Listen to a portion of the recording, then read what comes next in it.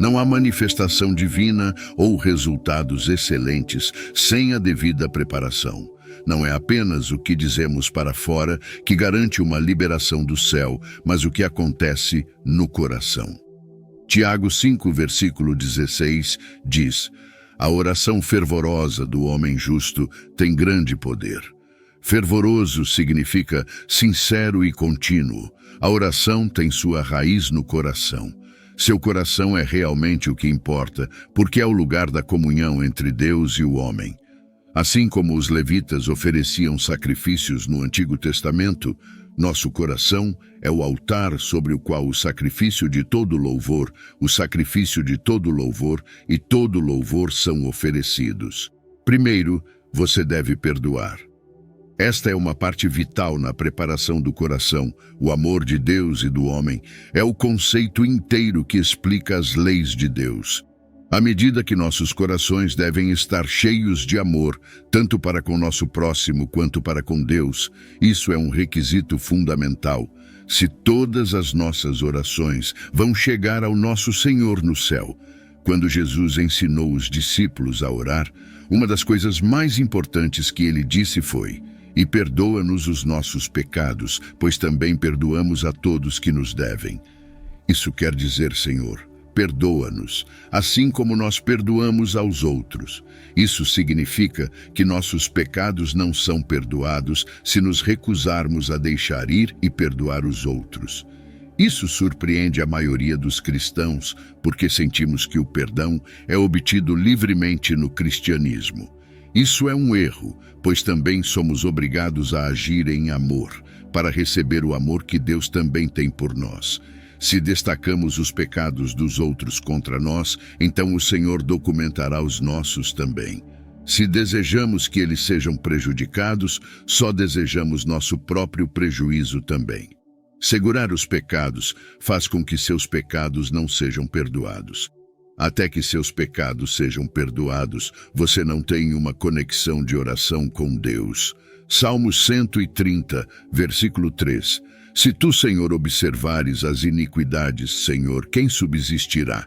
Muitos de nós choraram em todos os tipos de orações e jejuns, mas Deus não os ouviu porque estão retendo os pecados dos outros em seus corações. Você provavelmente disse ao seu vizinho que acabou, eu te perdoei, mas ainda não acabou em seu coração. E porque a Bíblia diz no Salmo 66, verso 18, se eu considerar iniquidade no meu coração, o Senhor não me ouvirá. Suas orações não são ouvidas. O custo da falta de perdão é muito alto, então seria espiritualmente insensato viver com a falta de perdão. A falta de perdão é uma das armadilhas do diabo para fazer você perder o favor com Deus. Para cimentar a importância do perdão, Jesus contou a parábola em Mateus 18, verso 23 ao 35. Portanto, como o reino dos céus é semelhante a um certo rei que quis fazer contas com seus servos, e, quando começou a fazer as contas, lhe foi apresentado um que lhe devia 10.000 talentos, mas, não tendo ele com que pagar, seu senhor mandou que ele, sua mulher, seus filhos e tudo o que tinha fossem vendidos para que a dívida fosse paga. O servo, portanto, caiu aos seus pés, adorou-o, dizendo: Senhor, tem paciência comigo e eu te pagarei tudo.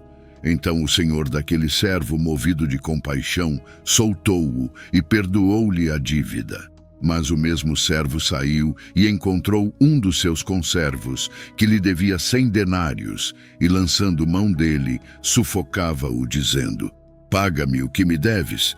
Então o seu conservo, caindo aos seus pés, rogava-lhe, dizendo: tem paciência comigo, e eu te pagarei. Ele, porém, não quis, mas foi e o lançou na prisão, até que pagasse a dívida. Vendo então os seus conservos o que se passava, entristeceram-se muito e foram declarar ao seu senhor tudo o que se passara. Então, chamando-o o seu senhor, disse-lhe: servo malvado, perdoei-te toda aquela dívida, porque me suplicaste. Não devias tu também ter compaixão do teu conservo, como eu tive de ti? E indignado, o seu senhor o entregou aos atormentadores, até que pagasse tudo o que devia. Assim também meu Pai Celestial vos fará, se do coração não perdoardes, cada um a seu irmão as suas ofensas. Quando você tem alguém que o ofendeu, pense em tudo o que Deus lhe perdoou. E pense no preço do sangue de Jesus. Quando alguém o ofende, pense no custo que Deus deu com o sangue de Jesus, então será fácil perdoá-los. Você precisa de perspectiva. Para perdoar, você pode se sentir de coração partido e traído e guardar rancor em seu coração. Quando você pensa na enorme dívida que Deus nos dispensou, é óbvio. Não há ofensa que seja comparável ao que Deus nos perdoou, e Jesus pagou o preço final. Nenhuma ofensa é tão grande quanto o sangue inocente de Jesus. Número 2. Consagração. Eis que a mão do Senhor não está encurtada para que não possa salvar, nem o seu ouvido pesado para que não possa ouvir, mas as vossas iniquidades fizeram separação entre vós e o vosso Deus, e os vossos pecados esconderam o rosto dele de vós, para que não ouça. Porque as vossas mãos estão contaminadas de sangue e os vossos dedos de iniquidade. Os vossos lábios falaram mentiras, a vossa língua murmurou perversidade. Isaías 59, versos do 1 ao 3. O pecado é uma grande barreira para nossas orações alcançarem o trono da graça. Ele separa Deus de nós. É um grande obstáculo para nossas orações serem respondidas. Deus está continuamente irado com os ímpios, então ele nem sequer ouvirá as orações dos ímpios, quanto mais responder às suas orações. Consagração vem do latim consecrare, que significa dedicado e devotado. Um antônimo é profanar. Precisamos ser dedicados às coisas de Deus. Não podemos trair Deus. Temos que ser dedicados e devotados a Ele. Mas preparar seus corações em pureza é o primeiro passo para estabelecer uma boa conexão de oração com Deus, pois a oração só pode fluir quando o pecado está ausente. É necessário tanto o coração puro quanto as mãos puras para se aproximar da presença de Deus. Qualquer coisa que profane ou corrompa nossos corações interfere com nosso acesso à linha direta do céu. A Bíblia nos diz: se eu considerar iniquidade no meu coração, o Senhor não me ouvirá. Salmo 66, verso 18. Você não pode manter um relacionamento íntimo com o pecado e esperar que Deus o abrace. Mateus 5, versículo 8 diz: bem-aventurados os puros de coração, pois verão a Deus. Esse versículo nos faz entender profundamente que apenas os puros de coração devem esperar ter as mãos de Deus nos assuntos. Se Deus deve nos ouvir, devemos nos afastar da intimidade com o pecado. Porque chamei e recusastes, estendi a minha mão e ninguém atentou. Mas desprezastes todo o meu conselho e não quisestes a minha repreensão. Também eu me rirei na vossa calamidade, zombarei quando o que temeis vier como desolação, e a vossa destruição chegar como um redemoinho. Quando a angústia e a dor vos sobrevierem, então clamarão a mim, mas eu não responderei. Buscar-me-ão de madrugada, mas não me acharão. Provérbios 1, versos 24 ao 28. Enquanto você permanecer em pecado, você está fora de contato com Deus. A única oração de um pecador que chega a Deus é a oração de arrependimento. Repito, a única oração de um pecador que chega a Deus é a oração de arrependimento.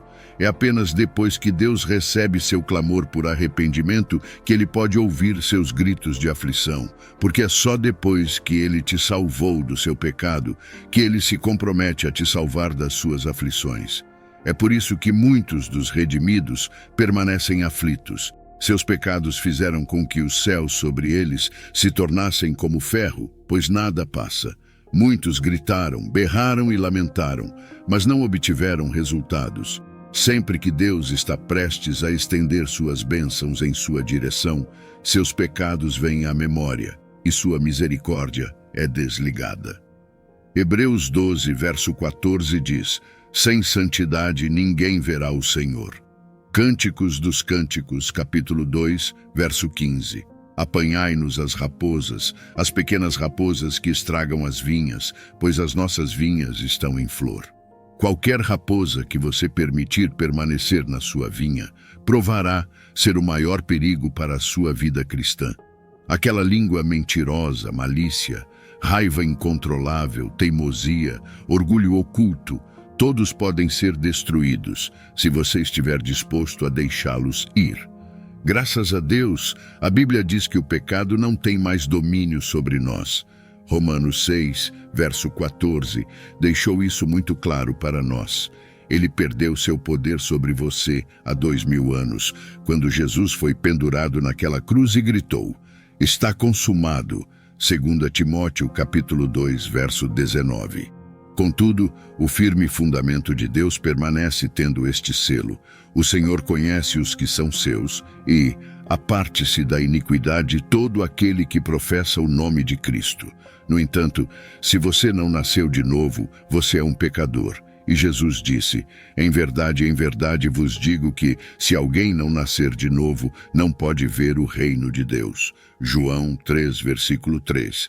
Mas Deus está disposto a receber você e perdoar seus pecados. Se você o chamar para te salvar, peça a Jesus para te limpar com seu precioso sangue e te fazer um filho de Deus, e você será salvo. Romanos 10, versos 9 e 13. Número 3, livre de ofensas. Muitos de nós estamos irritados e ofendidos com Deus. Se Deus é contra você, quem vai te salvar? No entanto, quando você está ofendido com Deus, você o torna contra si mesmo. Se você o despreza, quem vai te levantar? Qualquer coisa que faça você querer reclamar contra Deus está te afastando do seu propósito. Você pode não obter resultados para suas orações se seu coração estiver cheio de ofensas contra Ele. A palavra de Deus diz em Isaías 45, versículo 9: "Ai daquele que contende com o seu Criador. Se Deus retirasse seu sopro de você por 1 minuto, você estaria morto." Se você perdeu alguma coisa, Deus é a razão pela qual você não perdeu tudo. Talvez a intenção do maligno fosse tirar sua vida, mas Deus interveio e você só perdeu um bem. Se Deus retirar sua mão da vida humana, você pode imaginar como seria a sua vida? Romanos 8, verso 28 nos diz: "E sabemos que todas as coisas cooperam para o bem daqueles que amam a Deus, aos que são chamados de acordo com o seu propósito." Conte com a fidelidade de Deus em todas as coisas. Deixe Deus saber que você não tem alternativa além dele e que está pronto para persistir até que a resposta venha dele. Deixe seu destino entrar em pleno movimento, eliminando todas as reclamações que você tem em relação a Deus, e estabeleça uma conexão com o céu. Tudo que te move a questionar a integridade de Deus ou o amor dele por você deve ser deixado de lado para que seu coração possa ser preparado para o fogo do céu. E nisto eu me exercito, para ter sempre uma consciência sem ofensas, tanto para com Deus quanto para com os homens. Atos 24, versículo 16. Pois o Senhor não vê como o homem vê. O homem olha para a aparência exterior, mas o Senhor olha para o coração. O que acontece em seu coração leva ao seu resultado no reino de Deus. 1 Samuel capítulo 1, versículo 13. Ora, Ana falava no seu coração, apenas se moviam os seus lábios, mas a sua voz não se ouvia, pelo que Eli a teve por embriagada. Embora Ana falasse em seu coração, Deus a ouviu. Embora possamos nos alegrar quando os outros nos reconhecem pelo que veem por fora, Deus nos avalia pelo que vê dentro do nosso coração. Portanto, não há resposta extraordinária às orações sem primeiro uma preparação extraordinária no coração. E, portanto, seu coração deve estar preparado para um encontro com Ele quando você orar. Se você não quer que suas orações terminem em futilidade, você deve preparar seu coração. A preparação do coração pertence ao homem, mas a resposta da língua vem do Senhor. Provérbios 16, verso 1. A Bíblia também deixa claro, sem dúvida, que um coração despreparado tem muita probabilidade de não receber uma resposta do céu. Se algo prejudicou o altar de Deus em sua vida, você deve se empenhar em repará-lo, porque até que isso seja feito, a comunicação em oração não pode ser estabelecida. Em 1 Reis 18, versículo 30, antes da vitória de Elias no Monte Carmelo, a primeira coisa que ele fez foi reparar o altar que estava destruído, que na ordem do Novo Testamento representa o coração. À medida que encerramos toda a nossa mensagem sobre a preparação do coração para uma comunhão genuína com Deus, recordamos a importância de uma fundação espiritual sólida, baseada no perdão, na pureza e na liberdade de ofensas. Que esta mensagem sirva não apenas como um lembrete, mas como um chamado à ação para repararmos os altares de nossos corações, removendo tudo que obstrua nossa comunicação íntima com o Criador. Que cada um de nós possa se esforçar diariamente para manter um coração puro, uma consciência limpa e um espírito disposto a se submeter à vontade divina, sabendo que é nesse terreno sagrado que as sementes das nossas orações são plantadas e regadas pela fé e pela esperança. Assim, com corações preparados e almas sedentas de Deus, avançamos confiantes na promessa de que nossas preces não apenas alcançarão os ouvidos do Pai, mas serão atendidas conforme seu grande amor e propósito para nossas vidas. Que possamos, então, testemunhar o céu tocando a terra, transformando nossas realidades, curando nossas feridas e fortalecendo nossa fé. Em nome desse caminho espiritual que todos nós buscamos percorrer, desejamos que a paz, a graça e a misericórdia de Deus sejam abundantes em suas vidas, guiando cada passo, cada decisão e cada oração. Se hoje você experimentou a presença divina ao assistir este vídeo e sente o desejo de ter um encontro transformador com Cristo, dando início a uma nova fase da sua vida, ou se quer renovar seu compromisso por ter se distanciado dos caminhos por algum motivo, ou mesmo se nunca aceitou Jesus Cristo como Senhor em sua jornada, convido amorosamente você a aceitar Cristo. Deixe seu comentário abaixo expressando: "Eu te aceito, Senhor Jesus, como meu único e suficiente Senhor e Salvador da minha vida." Até a próxima.